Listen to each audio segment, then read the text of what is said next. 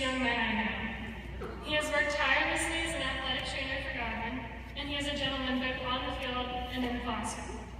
And if any of you has followed his Twitter account during football season or March Madness, you know that he certainly does not lack enthusiasm.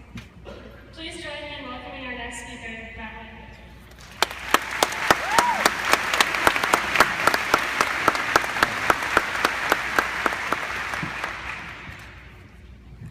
Hello, just testing.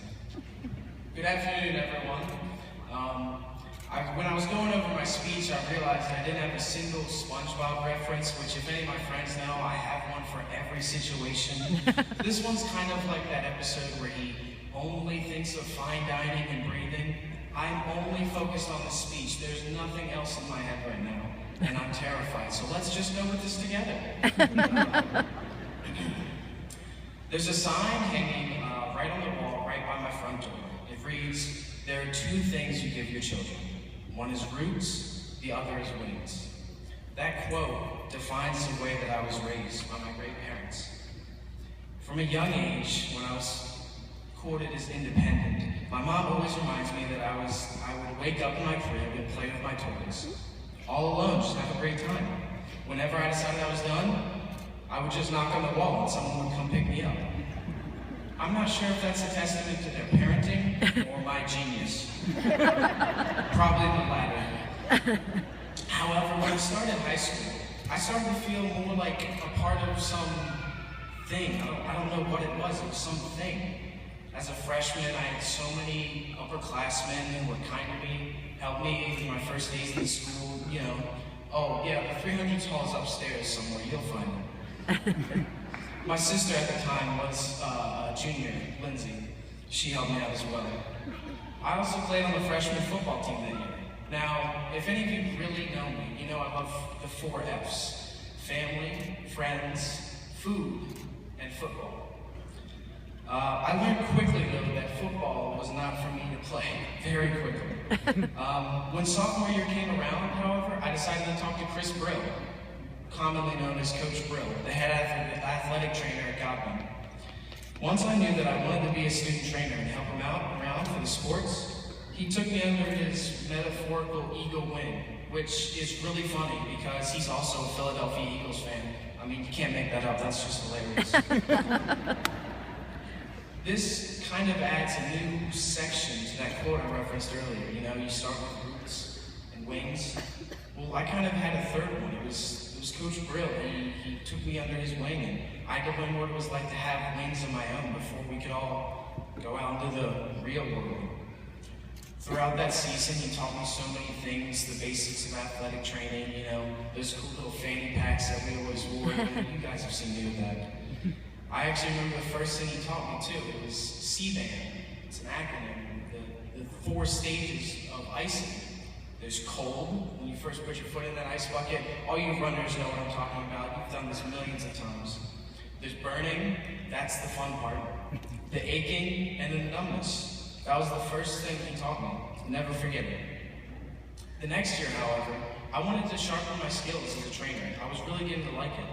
I met Miss Bobby, who is, I now refer to her as part of my family. She's amazing. You're wonderful. I took the Sports Medicine Technical Center class, which is how I got this purple thing. I'm not that special, it's just an honor society. People are like, what are you wearing that purple one for? I'm like, I'm the same as you guys. You guys are awesome. That class that year taught me so much about life, not even just sports medicine, how to tape an ankle. That class was a family. Everyone in there, you were great. As I started my senior year, though, in the fall of 2014, I started to realize my favorite thing about Godwin. And many of you probably know what I'm talking about. It's the community atmosphere. Everyone's talked about how we're a family. We actually are. I'm amazed by how some people treat others. It's like it's their cousin. They're just, in the hallway, you know, they have, I'm at a loss of words for how amazing everyone is. And if anyone at Godwin knows anything, it's that we love our sports. We were like a small town that always got together to root for our Eagles, you know? It was kind of weird. Also, there have been so many great teachers and faculty that have helped me on my path. My freshman English teacher, Miss Lyons, you all know her.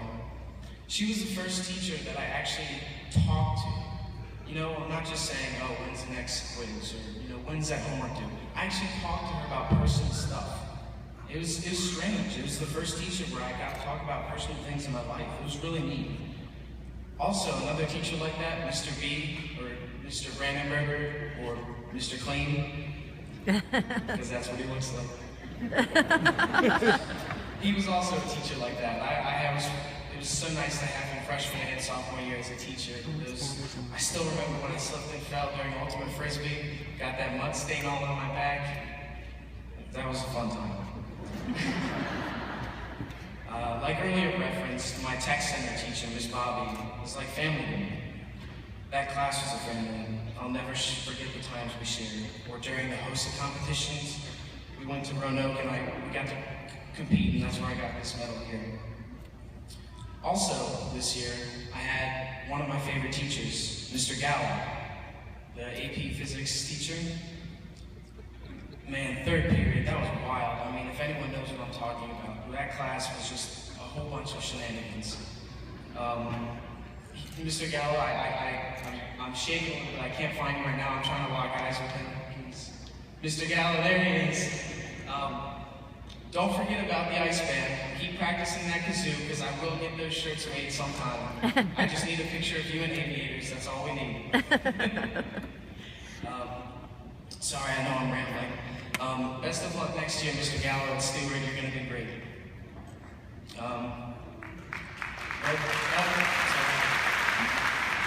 Yeah, sorry, I'm not done. This is going on, my bad.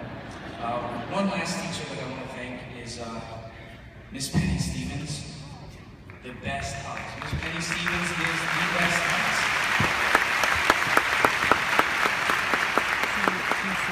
Sorry, Mom. She does. Sorry, Mom. She does. She's so kind and so generous that even though she has this kind heart in her, she's still stern enough to get these hooligans from messing around the bleachers. Thank you, Miss Stevens. Thank you to all of you, classmates. You made such an impact on my life. I'd also like to make a few thank yous to my parents, Steve and Amy. Thank you.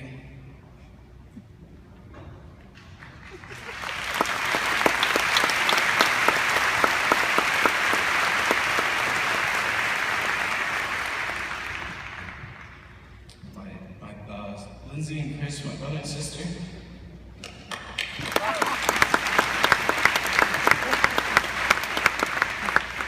I have some things to say about them, but I can't get through it. I love y'all.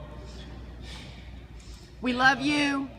The rest of my family, my best friend Tyler.